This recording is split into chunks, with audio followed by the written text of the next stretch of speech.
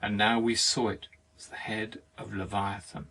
His forehead was divided into streaks of green and purple, like those on a tiger's forehead.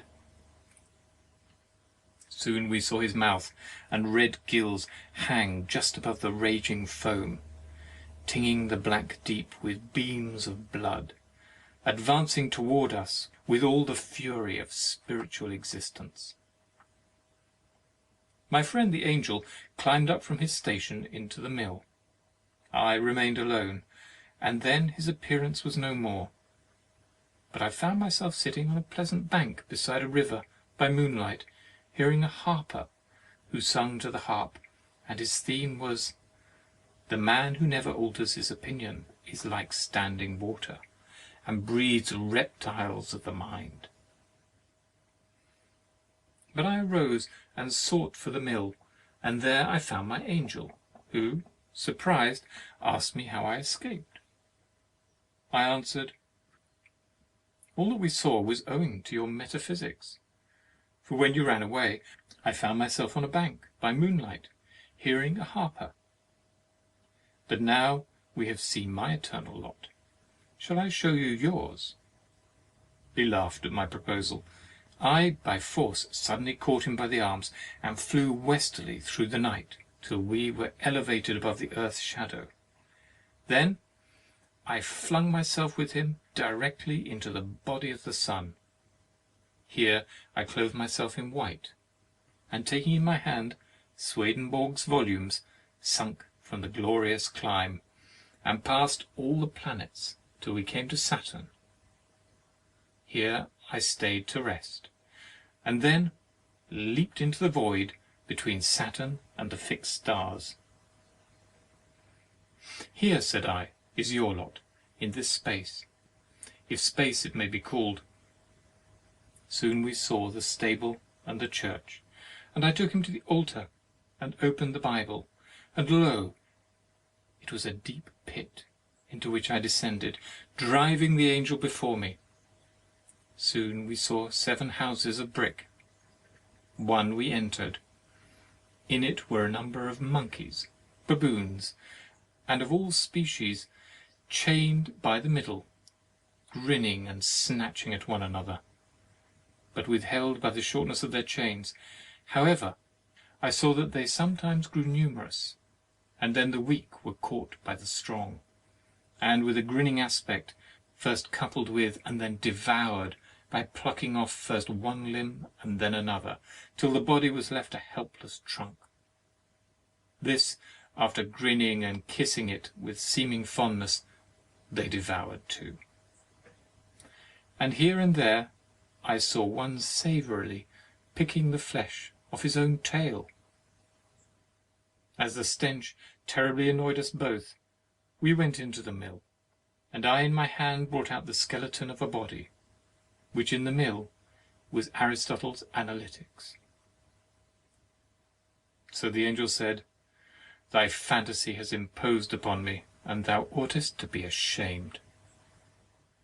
I answered, "We impose on one another, and it is but lost time to converse with you whose works are only analytics." Opposition is true friendship.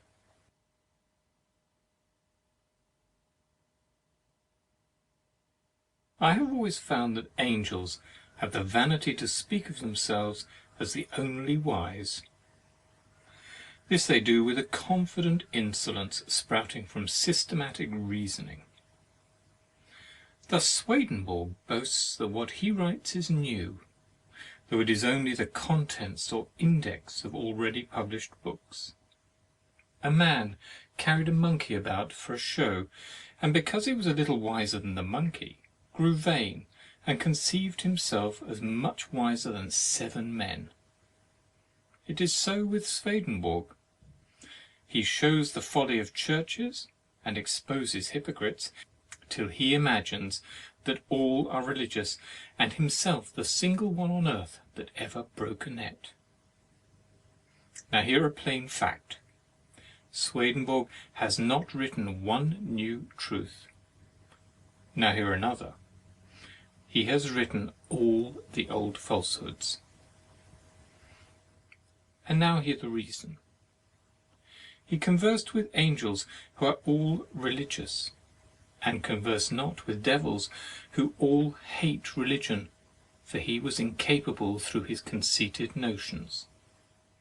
Thus Swedenborg's writings are a recapitulation of all superficial opinions, and an analysis of the more sublime, but no further. Have now another plain fact. Any man of mechanical talents may, from the writings of Paracelsus or Jacob Boehme, produce 10,000 volumes of equal value with Swedenborg's, and of Dante or Shakespeare an infinite number. But when he has done this, let him not say that he knows better than his master, for he only holds a candle in sunshine. A memorable fancy. Once I saw a devil in a flame of fire, who arose before an angel that sat on a cloud. And the devil uttered these words: "The worship of God is honouring his gifts in other men, each according to his genius, and loving the greatest men best. Those who envy or calumniate great men hate God, for there is no other God." The angel, hearing this, became almost blue, but mastering himself, he grew yellow, and at last white, pink, and smiling, and then replied, "Thou idolater, is not God one? And is not he visible in Jesus Christ? And has not Jesus Christ given his sanction to the law of 10 commandments? And are not all other men fools, sinners, and nothings?" The devil answered, "Bray a fool in the mortar with wheat, yet shall not his folly be beaten out of him. If Jesus Christ is the greatest man, you ought to love him in the greatest degree. Now hear how he has given his sanction to the law of the 10 commandments. Did he not mock the Sabbath, and so mock the Sabbath's God? Murder those who were murdered because of him? Turn away the law from the woman taken in adultery?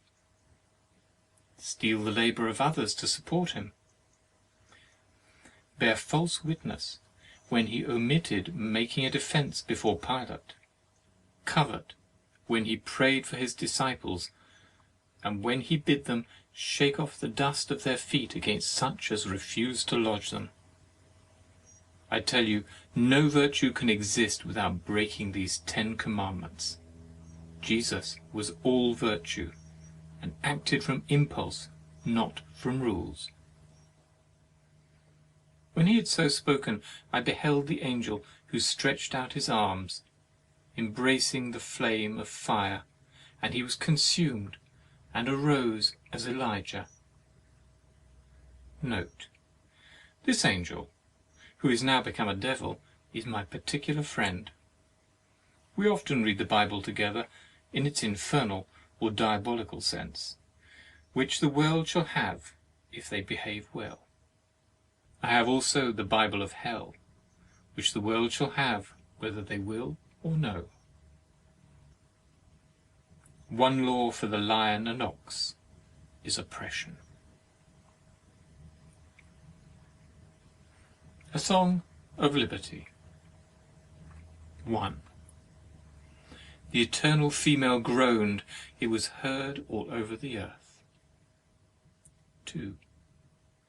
Albion's coast is sick silent, the American meadows faint. 3. Shadows of prophecy shiver along the lakes and the rivers and mutter across the ocean. France, rend down thy dungeon,